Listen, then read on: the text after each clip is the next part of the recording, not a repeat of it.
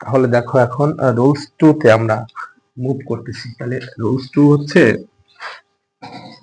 বিশেষ করে রুলস 2 হবে এই রুলসটারই একটু ব্যতিক্রম। কিভাবে এগুলোকে দেখি যে এ বাক্যে টু তুমি যদি চিন্তা করো তাহলে বাক্যে a great GREAT a great many বা এ গুড মেনি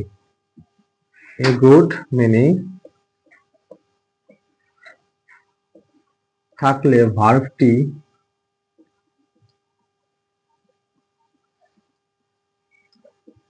প্লুরাল হবে।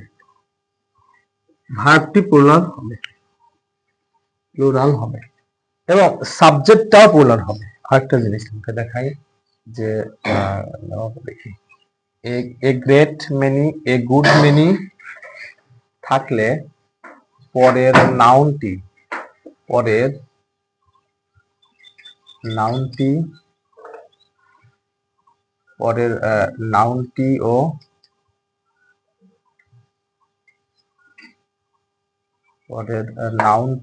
ও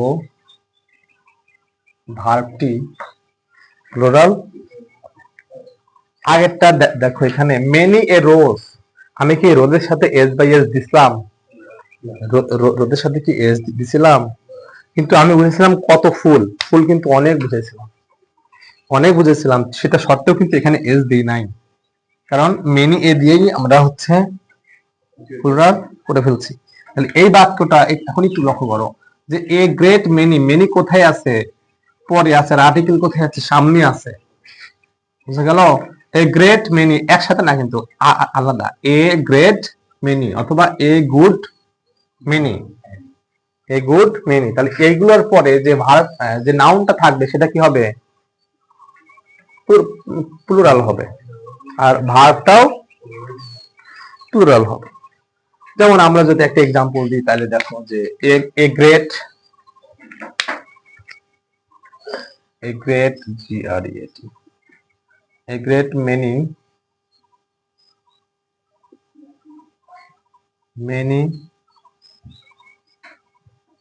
students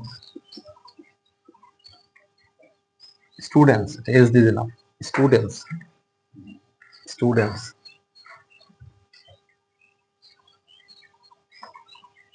are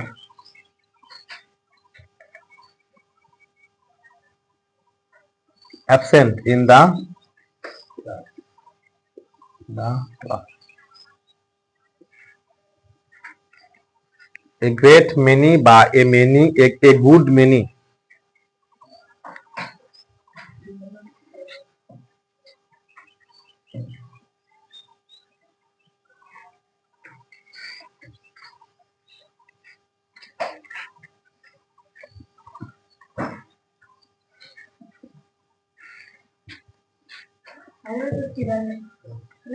তাহলে আরেকটা এক্সাম্পল দিতে পারি আমরা a good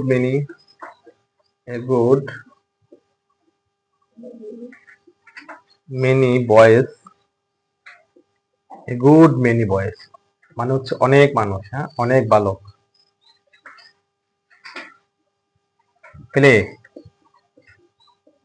play in school